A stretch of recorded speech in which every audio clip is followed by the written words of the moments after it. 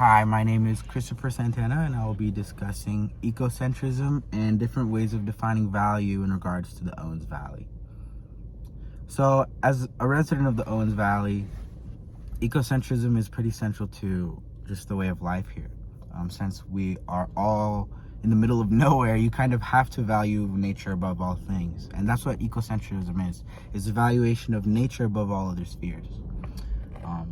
Now in the Owens Valley, we currently are living under a water war situation. Back in the 19th century, Los Angeles was going through an economic boom, and its population was growing exponentially. Now the only problem was sourcing enough water to feed these people. The solution was to outsource their water, which they get from the Colorado River, and a third of it comes from the Owens Valley. Now in order to achieve that goal, they hired a man named Frederick Eaton to come out here and lie to all the farmers and buy their land, saying that he would build an irrigation system to spread water throughout the entire valley and help farming in general.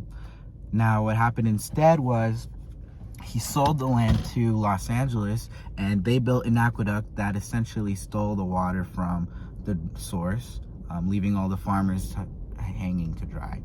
Actually, they did use a lot of the farmers to build the aqueduct too, which killed a lot of people because it was hot and they didn't have any AC or water to give to the workers. So it was just bad news all around. This group called the Owens Valley Committee tried to sue recently. Not recently, in recent times, given the 19th century, but it's been like 20 years. They tried to sue, but it didn't go through because they gave an environmental report that was seen as shady and kind of they paid them off, kind of thing. That's what the Owens Valley Committee was saying. And this could have been avoided had we not been defining the value of nature through stability and integrity, which is just a system that means that any ecosystem is consisting of a bunch of different parts that need to be balanced in order to be thriving. Because this idea means that an ecosystem will always be compared to this theoretical equilibrium that could mean anything, and could be easily manipulated.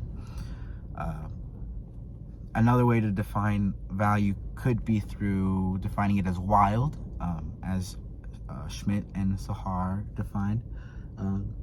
So to be wild just means to be separated from humans. If something is wild, it means that it hasn't been manipulated and it hasn't been interacted with by people. There's no control. It's just happening. But it's not in terms of chaos. It's more of a mathematical type of chaos. Now, if you were to define value through wildness, we could say that the aqueduct is interfering on the value of the valley because it is draining the valley of its water, and has been since the beginning of the 19th century. We have since seen steady droughts, and it hasn't gotten any better. In 2016, Mayor Garcetti said that they waste a third of the water to the ocean because of leaky pipes and things that they can't fix, really. And that comes straight from the Owens Valley. They get a third of their water from the Owens Valley, and a third is being wasted. So they don't value our water at all. They don't value us at all. But if we could instead take control of the water, and we could have better control of the water, it would help us replenish parts of the valley because we value it on our own. We value that nature, and we value the wild. So yeah, in conclusion, value has been placed on the water of the Owens Valley rather than the valley itself.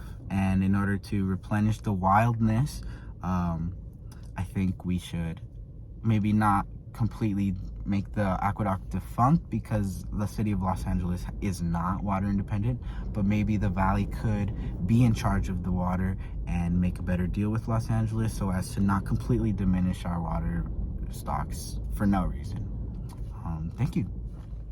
Thank you for your time, and that's all. Bye.